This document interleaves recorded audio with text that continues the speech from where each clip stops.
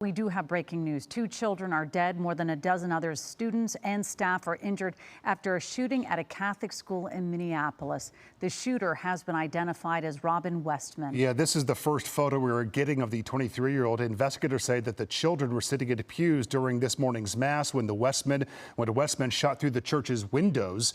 Eyewitness News reporter Rob Hayes joining us in studio with the very latest. Rob. Yeah, the FBI treating this case as an act of domestic terrorism and a hate crime against Catholics. But Minneapolis police say they are still working on a motive as more information about the shooter, who had no prior criminal history, comes to light.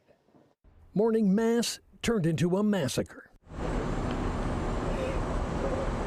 Parents sprinting to the scene. The Annunciation Catholic Church, where a gunman barricaded the doors from the outside with pieces of lumber and opened fire through the windows. The shooter was armed with a rifle, a shotgun, and a pistol.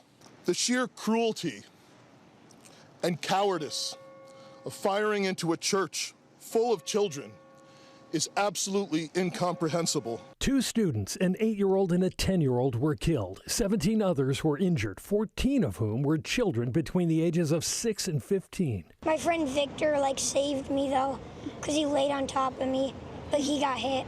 He's really brave, and I hope he's good in the hospital. Police say this is the shooter, 23-year-old Robin Westman, who committed suicide at the scene.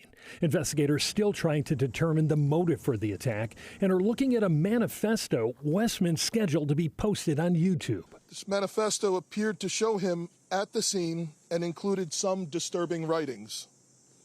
That content has since been taken down with the assistance of the FBI. At the White House today, the flag lowered to half-staff. President Trump signing a proclamation honoring the shooting victims. But back in Minneapolis, the city's mayor passionately condemning the shooting and sharing his frustration with the amount of gun violence this country sees. This kind of act of evil should never happen, and it happens far too often. And don't just say this is about thoughts and prayers right now. These kids were literally praying. It was the first week of school. They were in a church.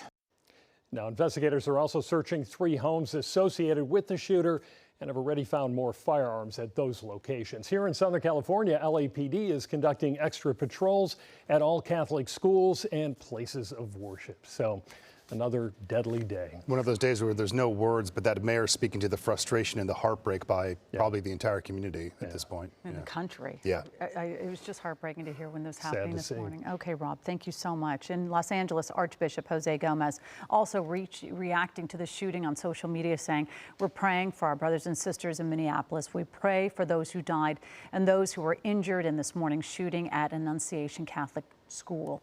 ABC News will have live coverage from Minneapolis on the school shooting. That is coming up in a live edition of World News Tonight with David Muir at 3:30, right after Eyewitness News.